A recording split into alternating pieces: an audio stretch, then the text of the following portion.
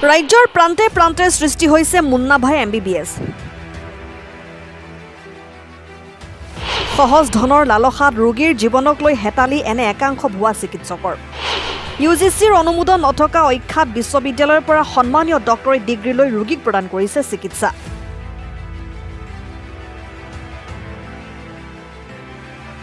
স্বাস্থ্য সেৱা সঞ্চালকালয়ৰ অনুজ্ঞাপত্ৰ অবিহনে খুলি লৈছে ক্লিনিকেল কেন্দ্ৰ। এইখন কামৰূপৰ দদৰাৰ স্পাইন কেয়াৰ চেণ্টাৰ।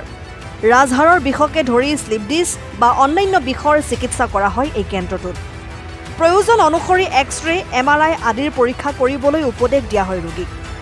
একেদৰে বিভিন্ন আয়ুৰ্বেদিক ঔষধ অথবা পুষ্টিকৰ উপাদান গ্ৰহণৰ প্ৰেছক্ৰাইব কৰে চিকিৎসক ডক্টৰ কনক চন্দ্ৰ দাসে। ইমানলৈকে ঠিকেই আছিল, কিন্তু ডক্টৰ কনক চন্দ্ৰ দাসৰ ডক্টৰেট ডিগ্ৰীৰ কথা জানিলে চকু কপালত উঠিব আপোনাৰ। কেৱল উচ্চতৰ মাধ্যমিক পৰীক্ষাত উত্তীৰ্ণ হৈ কনক চন্দ্ৰ দাসে পৰিচয় লাভ কৰিলে এগৰাকী চিকিৎসক হিচাপে। অখ্যাত কোনো ৱেববিগ ইউনিভাৰ্চিটিৰ পৰা লাভ কৰিছিল অনাৰাৰী ডক্টৰেট উপাধি। তাৰ পিছতেই হৈ পৰিল কাইৰোপ্ৰেক্টিক চিকিৎসক। স্পাইন কেয়াৰ চেণ্টাৰলৈ চিকিৎসাৰ বাবে অহা ৰোগীক আগবঢ়োৱা প্ৰেছক্ৰিপশ্যনত এগৰাকী বৈধ চিকিৎসক হিচাপে কৰি আহিছে চহী। স্বাস্থ্য সেৱা সঞ্চালকালয় তথা ৰাষ্ট্ৰীয় মেডিকেল পৰিষদৰ অনুজ্ঞাপত্ৰ অবিহনে কনক চন্দ্ৰ দাসে ভয়ংকৰ কাণ্ড কৰি গৈছে ৰোগীৰ সৈতে। অতি শীঘ্ৰে মুন্না ভাই MBBSৰ এই ক্লিনিকেল কেন্দ্ৰটো বন্ধ কৰাৰ দাবী উঠিছে সৰ্বত্ৰে। জিলা যুটীয়া স্বাস্থ্য সঞ্চালকালয় এই দাবী জনাইছে সচেতন মহলে। মই অনাৰাৰী ডক্টৰ। আপুনি ইয়াতে এখন ক্লিনিক খুলিছে, ইয়াত কি ট্ৰিটমেণ্ট দিয়া? এইটো বিষৰ কাৰণে কৰা যায়, মাছাজ দিয়া যায় আৰু কাইৰোপ্ৰেক্টিকত যিখিনি মই ডিপ্ল'মা কাইৰোপ্ৰেক্টিক কৰিছিলোঁ সেইখিনি কোৰ্চ কৰোঁ। পেচেণ্টক এডভাইচ কৰে? এডভাইচ মানে কি এডভাইচ কৰোঁ? পেচেণ্টক এডভাইচ কৰেনে? নাই নাই, বুজি পাইছোঁ। এডভাইচ আমি তেনেকৈ কৰোঁ, এক্সট্ৰাই কৰিব দিওঁ কেতিয়াবা।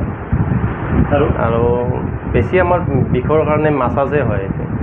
মাছাজ আৰু কাইৰোপ্ৰেক্টিকত যিখিনি বন ক্ৰেকিং হয় সেইখিনি হয়। যুটীয়া স্বাস্থ্য সঞ্চালকালয়ৰ কাৰ্যালয়ৰ পৰা আপুনি অনুমোদন লাভ কৰিছেনে?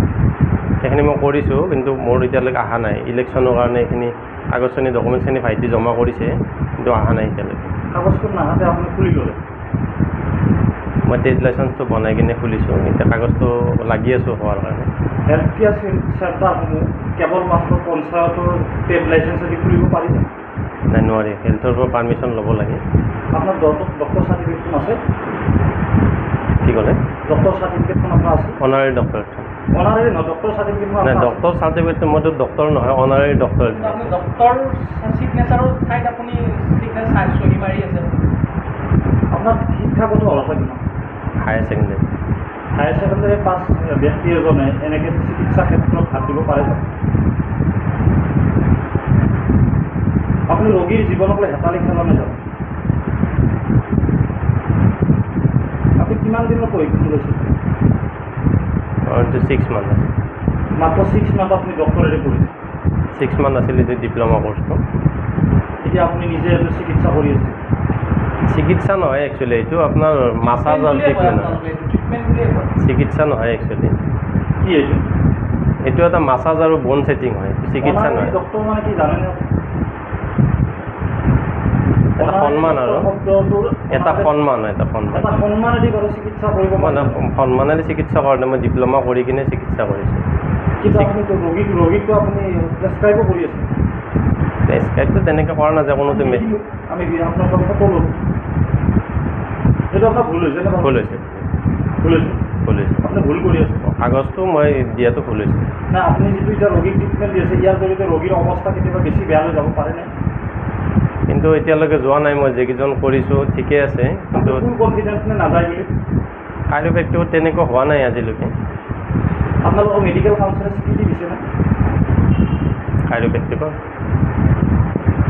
দিয়া নাই? ইয়াতেতো কৰি আছে, গুৱাহাটীতো আছে, ধৰক পাটনাত কৰি আছে। মোৰ তাত পাটনাৰ পৰা আহি আছে। আপুনি আনক দেখা পাই নিজেও কৰি আছে? নাই, মই ডিপ্ল'মা কৰি কিনে কৰি আছোঁ, এনে কৰা নাই। কিন্তু আপুনি ডক্টৰ লিখি কিনে মেডিকেল কাউন্সিলৰ আপুনি এপ্ৰুভ নোপোৱাকৈ কেনেকৈ খুলিলে? জইণ্ট ডাইৰেক্টৰ হেল্থতো আপোনাক অনুমোদন দিয়া নাই?